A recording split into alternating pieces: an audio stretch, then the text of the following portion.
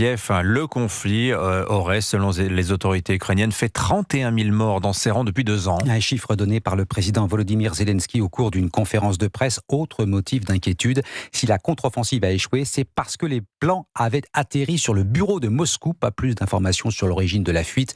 L'Ukraine toujours en panne de soldats et pour préserver les vies, les unités les plus exposées mettent au point des stratégies de secours inédites dans les tranchées. Reportage de l'envoyé spécial d'Europe 1, Nicolas Tonev.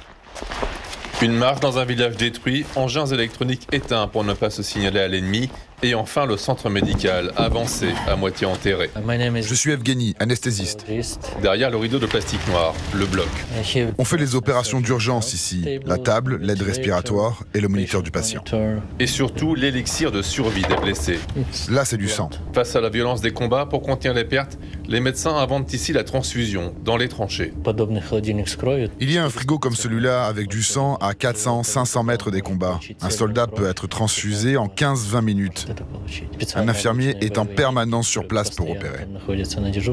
Les chances de survie augmentent considérablement, c'est indispensable à l'armée ukrainienne. Si on ne prend pas soin de la ressource humaine, nous perdrons cette guerre. Un soldat qualifié et expérimenté est une grande richesse.